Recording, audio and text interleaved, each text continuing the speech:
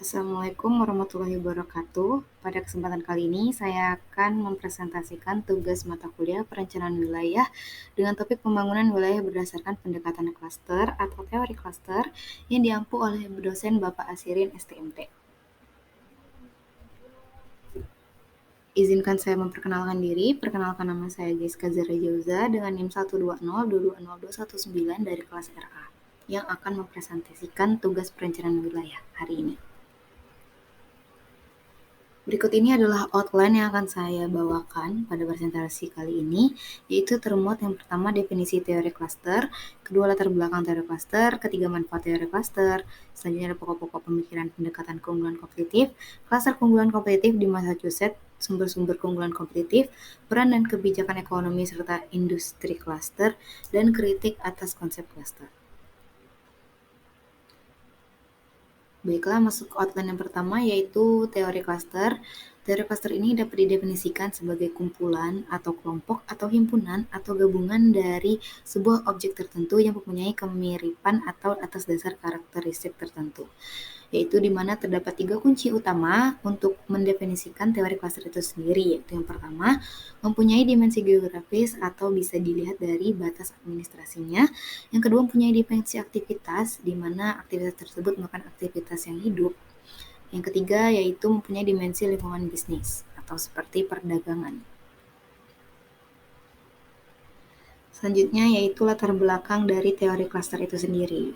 Nah, teori klaster ini sebelumnya itu dibawakan oleh Michael Eugene Porter yang lahir pada tahun 1947.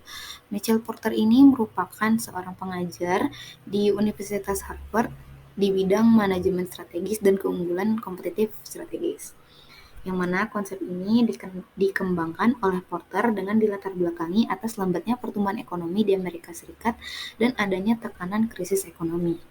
Menurut Porter, pendekatan tradisional kebijakan industri untuk pembangunan ekonomi itu sudah tidak berfungsi lagi.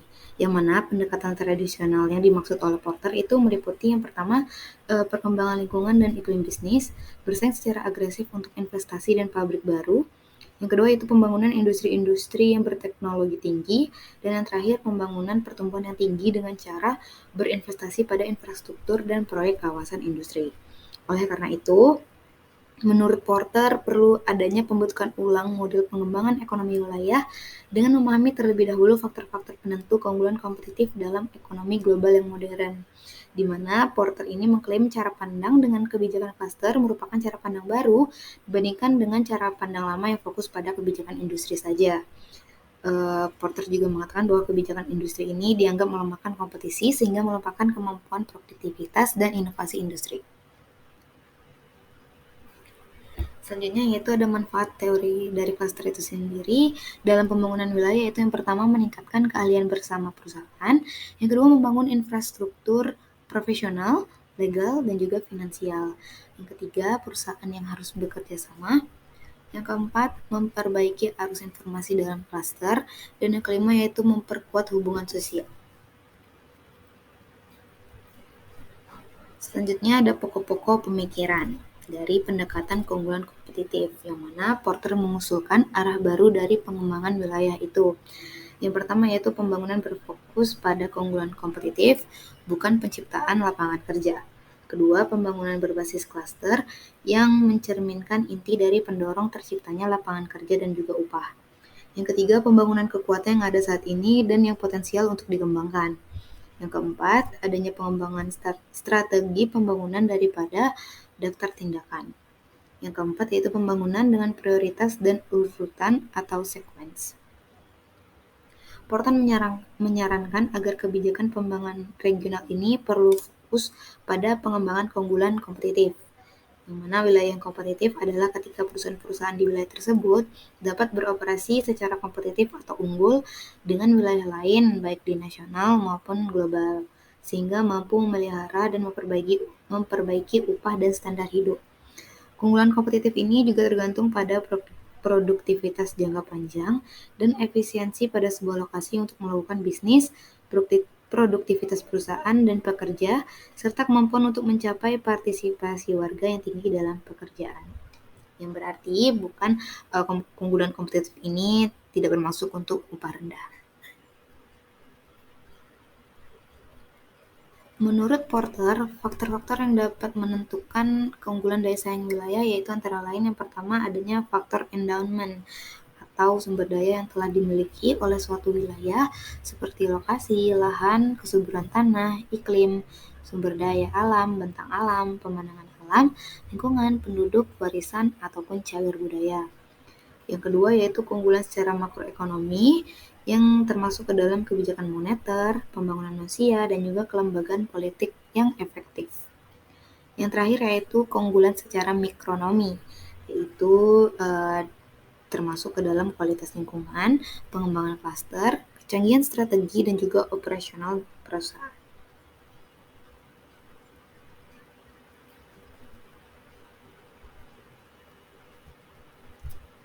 Berikut ini adalah klaster unggulan kompetitif industri hayati di Massachusetts, di mana klaster ini terjadi di banyak jenis industri, di bidang yang lebih kecil dan bahkan di beberapa industri lokal seperti restoran, dealer mobil, ataupun toko barang antik. Nah, perusahaan ini hadir di perekonomian yang besar dan kecil di daerah pedesaan ataupun perkotaan dan di beberapa tingkat geografis. Contohnya seperti negara, negara bagian ataupun provinsi, wilayah metropolitan, atau kabupaten atau kota.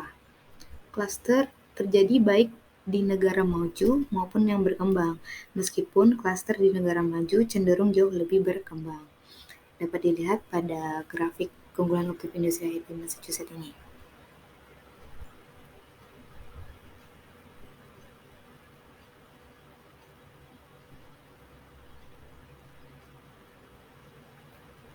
Selanjutnya yaitu komposisi ekonomi wilayah berdasarkan klaster dapat dibedakan menjadi dua, yaitu yang pertama klaster global, yaitu klaster global ini dapat didefinisikan sebagai melayani pasar nasional dan juga global, mudah terpapar kompetisi dengan wilayah negara lain. Yang kedua yaitu klaster lokal, yang dapat didefinisikan sebagai melayani pasar lokal sedikit terpapar kompetisi dengan wilayah lain di dalam negeri maupun di luar negeri. Dapat dilihat pada grafik di samping merupakan grafik komposisi klaster di Amerika Serikat, yang mana komposisi klaster lokal lebih mendominasi dibandingkan klaster global.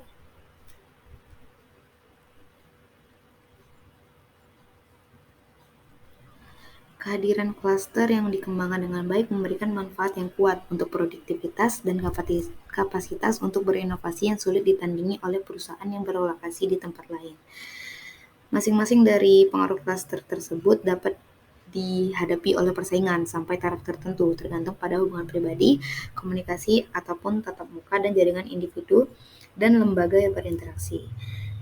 Klaster sendiri ini terdapat sumber-sumber yang menjadi keunggulan kompetitif dari suatu lokasi, yang mana dapat dilihat pada grafik di bawah bahwa konteks lokal yang mendorong bentuk inovasi yang cocok dan diupgrade secara berkesinambungan dan kompetisi yang vigorus di antara pesaing-pesaing lokal dapat menghasilkan kondisi-kondisi permintaan, konteks strategi dan persaingan perusahaan, kondisi-kondisi faktor atau input, dan industri-industri terkait dan pendukung, yang mana faktor-faktor kuantitas dan biaya input yang terdiri dari sumber daya alam, sumber daya manusia, sumber daya modal, infrastruktur fisik, infrastruktur administratif, infrastruktur informasi, dan infrastruktur tech dapat menghasilkan faktor kualitas dan faktor spesialisasi.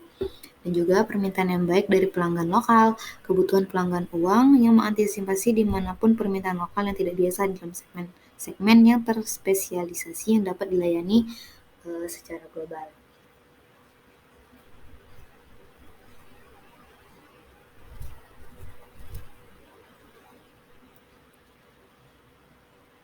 Selanjutnya yaitu peran dalam fungsi dan pengembangan klaster. Yang pertama yaitu klaster dan produktivitas. Apakah klaster ini dapat meningkatkan produktivitas? Para ahli telah berusaha menjelaskan konsentrasi perusahaan dalam hal ekonomi aglomerasi. Ini biasanya terlihat muncul di tingkat industri atau untuk ekonomi perkotaan yang beragam. Banyak perlakuan ekonomi aglomerasi bersandar pada minimalisasi biaya karena kedekatan dengan input atau kedekatan dengan pasar. Penjelasan ini bagaimanapun telah dilemahkan oleh globalisasi pasar, teknologi dan sumber pasokan, mobilitas yang lebih mudah dan biaya transportasi dan komunikasi yang lebih rendah. Saat ini, sifat ekonomi aglomerasi telah bergeser ke tingkat klaster dan jauh dari industri yang lebih sempit atau daerah perkotaan semata. Karena interaksi yang berulang, penyebaran informasi dan reputasi yang mudah, dan keinginan untuk berdiri komunitas lokal, interaksi di antara para peserta klaster lebih cenderung bersifat konstruktif dan mencerminkan minat jangka panjang. Yang mana klaster ini juga memudahkan untuk mengukur kinerja kegiatan in-house karena sering ada perusahaan lokal yang melakukan fungsi serupa.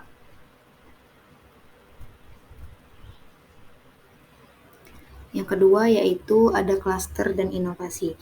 Apakah klaster dapat meningkatkan inovasi? Sama pentingnya dengan atau lebih penting daripada manfaatnya dalam produktivitas saat ini adalah peran klaster dalam inovasi dan pertumbuhan produktivitas. Partisipasi klaster menawarkan banyak potensi keuntungan dalam inovasi dan peningkatan, walaupun melibatkan beberapa risiko juga. Dibandingkan dengan lokasi yang terisolasi, beberapa karakteristik klaster yang meningkatkan produktivitas saat ini bahkan lebih penting untuk inovasi. Partisipasi klaster juga menawarkan keuntungan dalam memahami kemungkinan teknologi, operasi, atau pengiriman. Keuntungan potensial dari klaster dalam memahami kebutuhan dan peluang untuk inovasi adalah signifikan. Untuk memperkuat keunggulan-keunggulan lain untuk inovasi ini adalah tekanan belaka atau tekanan kompetitif, tekanan teman sebaya atau perbandingan konstan yang terjadi dalam kelompok yang terkonsentrasi secara geografis. Kesamaan atau keadaan dasar, misalnya biaya tenaga kerja atau biaya utilitas, dikombinasikan dengan kehadiran beberapa rival atau saing, perusahaan pasukan untuk mencari cara-cara kreatif di mana untuk membedakan diri mereka, tekanan untuk berinovasi pun meningkat. Masing-masing perusahaan dalam gugus mengalami kesulitan untuk bertahan lama, tetapi banyak perusahaan seringkali dapat berkembang jauh lebih cepat daripada yang berbasis di lokasi lain. Yang ketiga yaitu klaster dan formasi bisnis baru. Apakah klaster ini dapat menciptakan bisnis baru? Banyak, jika tidak sebagian besar, bisnis baru dibentuk di klaster yang ada daripada di lokasi yang terisolasi. Ini terjadi untuk berbagai alasan. Pertama, bujukan untuk masuk sering lebih besar di dalam klaster karena ada informasi yang lebih baik tentang peluang. Keberadaan klaster menandakan peluang. Individu yang bekerja di suatu tempat di dalam atau di dekat klaster lebih mudah merasakan kesenjangan baru dalam produk layanan atau pemasok untuk diisi. Setelah memiliki wawasan ini, orang-orang pun lebih siap meninggalkan perusahaan mapan untuk memulai yang baru dengan tujuan mengisi kesenjangan yang dirasakan. Keuntungan klaster dalam formasi bisnis baru dapat memainkan peran utama dalam mempercepat proses inovasi klaster. Perusahaan yang bertahan dalam klaster dapat memperoleh posisi vis-a-vis saingan di lokasi lain. Keuntungan klaster dalam formasi bisnis baru dapat juga memainkan peran utama dalam mempercepat proses inovasi klaster. Perusahaan besar sering menghadapi berbagai macam kendala dan hambatan untuk berinovasi. Perusahaan spin-off sering mengambil kelonggaran ataupun kadang-kadang dengan restu dari perusahaan sebelumnya. Tidak jarang, kita melihat perusahaan yang lebih besar dalam sebuah klaster mengembangkan hubungan dekat dengan yang lebih kecil yang lebih inovatif, juga membantu membangun mereka dan bahkan memperolehnya jika mereka menjadi berhasil. Dengan teori klaster ini, Porter pun menyarankan bahwa perdagangan internal di dalam negara adalah kekuatan yang utama untuk meningkatkan produktivitas, seperti halnya perdagangan dengan negara-negara tetangga yang berdekatan. Pembentukan klaster adalah bagian penting dalam pembangunan ekonomi, di mana klaster muncul, berkembang, dan menurun pun perlu dipahami juga. Selanjutnya yaitu pembangunan regional dengan pendekatan keunggulan kompetitif. Dalam teori ini, pembangunan regional adalah peningkatan keunggulan kompetitif perusahaan, klaster, dan ekonomi nasional dalam pasar internasional. Porter mengusulkan strategi ekonomi itu bukanlah pelajaran dari the best practice, melainkan dari pemahaman atas kondisi dan potensi yang dimiliki suatu wilayah. Menurut Porter, strategi ekonomi untuk mencapai keunggulan kompetitif harus sesuai dengan kondisi dan potensi yang dimiliki wilayah. Perumusan strategi pembangunan regional menurut Porter adalah sebagai berikut. Yang pertama yaitu pengembangan keunggulan nilai-nilai wilayah, selanjutnya pengembangan kekuatan unik yang dimiliki, yang ketiga pembangunan untuk mencapai dan memelihara keseimbangan dengan wilayah sekitar, yang keempat yaitu penentuan prioritas dan urutan pengembangan merupakan hal yang fundamental untuk pengembangan ekonomi wilayah. Berikut ini ada grafik strategi pembangunan regional menurut Porter, yang mana kembangkan keunggulan nilai-nilai wilayah, yang mana ini posisi keunggulan kompetitif yang khusus yang termasuk ke dalam lokasi, warisan fiskal budaya, kekuatan ataupun potensi kekuatan. Yang selanjutnya termasuk ke dalam kembangan kekuatan unik yang dimiliki, seperti elemen-elemen iklim dan lingkungan bisnis yang unik dan unggul dibandingkan wilayah lain, ataupun capai dan pelihara keseimbangan dengan wilayah sekitar. Prioritas dan urutan pengembangan merupakan hal yang fundamental untuk pengembangan ekonomi wilayah, maka hal ini pun harus perlu diperhatikan.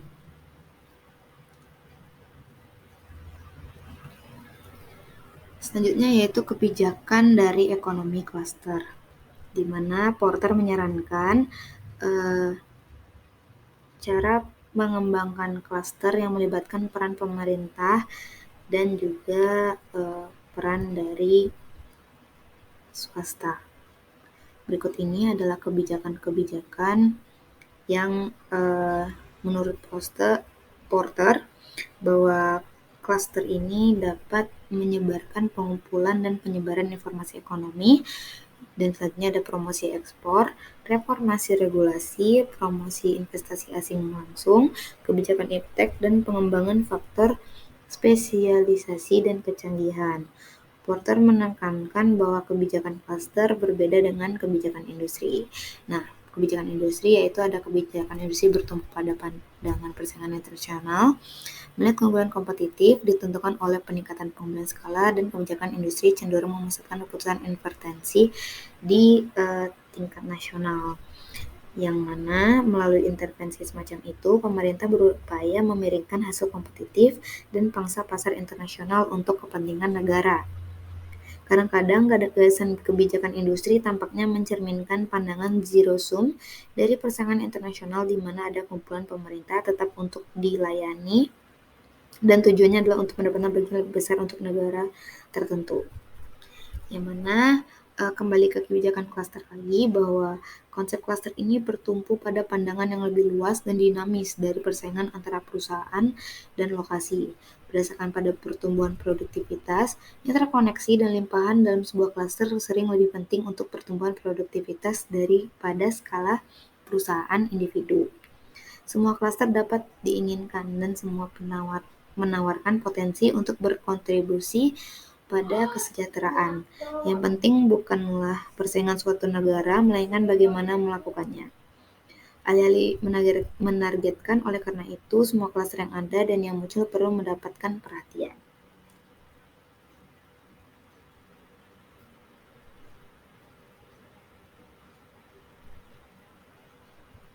Selanjutnya yaitu untuk mengembangkan klaster, pemerintah pun perlu terlibat juga untuk melakukan hal-hal berikut ini.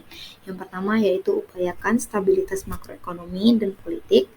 Yang kedua yaitu tingkatkan kapasitas ekonomi mikro secara umum melalui peningkatan kualitas dan efisiensi input untuk bisnis dan lembaga yang menyediakannya, seperti pengembangan tenaga kerja yang berpendidikan, infrastruktur fisik yang sesuai, dan infrastruktur informasi yang akurat dan tepat waktu.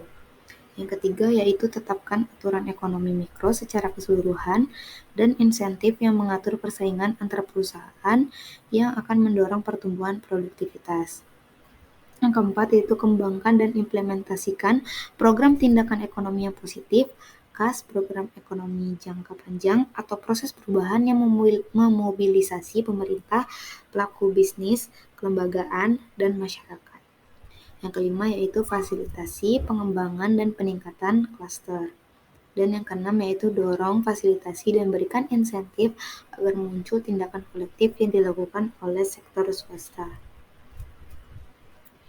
Yang mana sebenarnya pemerintah ini sangat berpengaruh dalam upgrading klaster, yang mana organisasikan departemen-departemen pemerintah yang relevan di sekitar klaster, lalu difokuskan upaya-upaya untuk menarik investasi asing di sekitar klaster, lalu memfokuskan promosi ekspor di sekitar klaster, dapat menghasilkan konteks strategi dan persaingan perusahaan, kondisi-kondisi permintaan, industri-industri terkait dan pendukung, serta kondisi-kondisi faktor atau input. Nah, selain dari pihak pemerintah, pengembangan klaster juga tidak terlepas dari peran swasta atau stakeholder. Menurut Porter, pihak swasta perlu melakukan hal-hal sebagai berikut, yaitu yang pertama, memperbaiki kondisi faktor input termasuk penyediaan personel yang terlatih dengan tepat, kualitas, dan kesesuaian kegiatan penelitian lokal di universitas, penciptaan infrastruktur fisik yang disesuaikan dengan kebutuhan klaster, dan penyediaan informasi spesifik klaster. Yang kedua yaitu menjalin hubungan kerjasama dengan badan pemerintah dan lembaga lokal dalam hal utilitas, sekolah, dan penelitian klaster, infrastruktur khusus publik seperti pelabuhan atau fasilitas penanganan, hubungan komunikasi satelit, dan laboratorium pengujian. Yang ketiga, yang terakhir yaitu mengembangkan jaringan informal dan asosiasi perdagangan informal, konsorsium dan badan kolektif lainnya seperti asosiasi perdagangan dan badan kolektif, misalnya pusat penelitian bersama, laboratorium pengujian bersama yang memungkinkan berbagi biaya.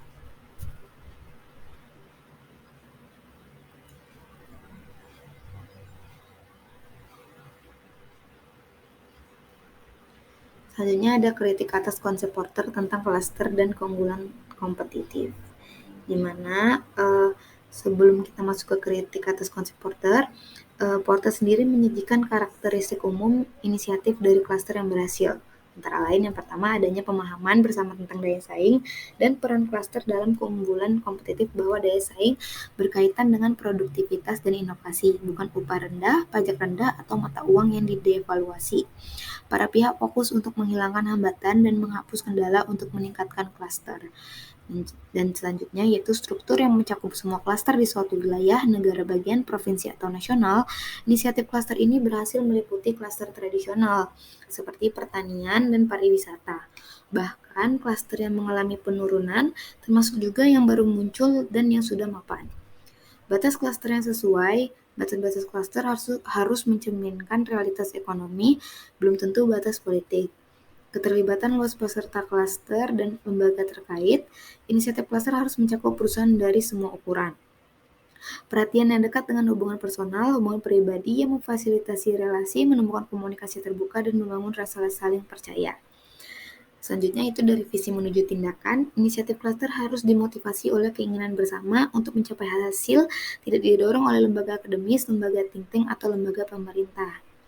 Sementara itu, berdasarkan elaborasi yang dilakukan oleh Pike terhadap karya-karya Porter, instrumen kebijakan pengembangan klaster untuk mencapai wilayah yang berdaya saing tinggi yaitu pengembangan inkubasi bisnis untuk bisnis pemula, penyediaan fasilitas dan jasa kolektif, pengembangan modal manusia, dan dukungan inovasi. Atas karakteristik umum inisiatif klaster itulah masih terdapat kritik-kritik atas dasar konsepnya Porter tentang klaster dan keunggulan kompetitif. Yang pertama yaitu ada kritik dari Gordon and McCann pada tahun 2000 mengenai kejelasan konseptual dari kelompok telah ditantang dan khususnya keterkaitan gagasan dengan keragaman pendekatan teoritis yang ada untuk aglomerasi geografis. Selanjutnya ada kritik dari Martin N. Sully pada tahun 2003 yaitu klaster sebagai konsep yang kacau. Merek klaster Porter telah tercemar sampai taraf tertentu oleh promosi dan konsultasi komersial ditambah dengan transfer kebijakan yang modis dan adopsi yang tidak lazim oleh lembaga pembangunan internasional, nasional, regional, dan lokal. Skala dan level di mana klaster membentuk, mengoperasikan, dan memperluas belum ditentukan dengan jelas. Konsep geografis utama dari lokasi dan jarak, skala wilayah jaringan relasional, dan tempat yang diperkenalkan masih belum berkembang, terutama dalam teori versi Porter. Teori Porter ini memberikan perhatian terbatas pada dimensi sosial dari pembentukan dan dinamika klaster.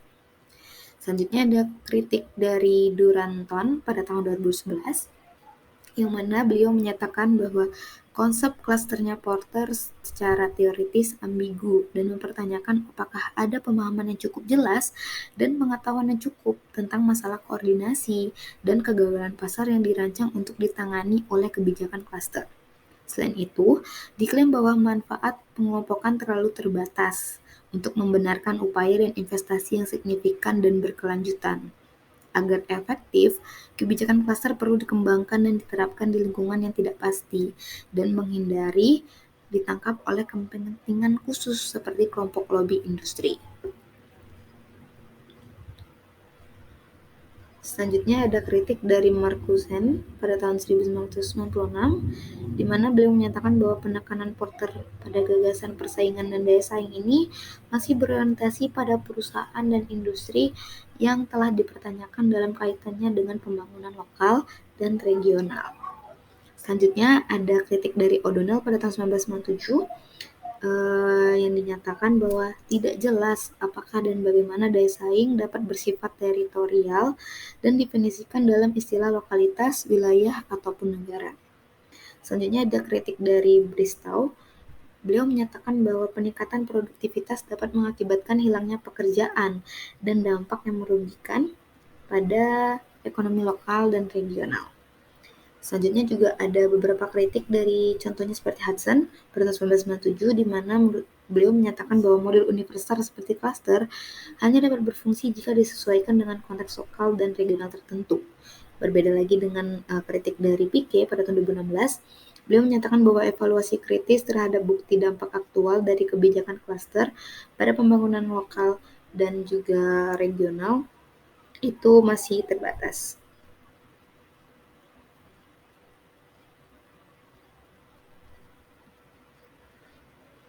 Baik, mungkin hanya segitu yang dapat saya sampaikan.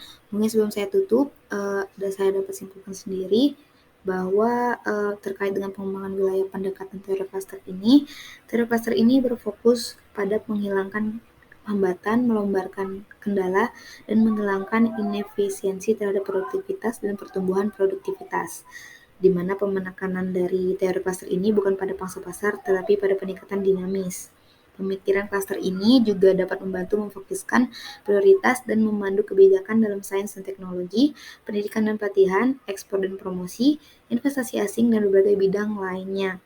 Teori klaster ini juga menyarankan peran baru bagi perusahaan seperti memperbaiki kondisi faktor input dan termasuk menyiapkan personel yang terlatih dengan tepat, kualitas, dan kesesuaian kegiatan penelitian lokal yang spesifik pada klaster. Ini segitu yang dapat saya presentasikan mengenai pengembangan wilayah dengan topik teori cluster. Lebih kurangnya saya mohon maaf. Terima kasih atas perhatiannya. Assalamualaikum warahmatullahi wabarakatuh.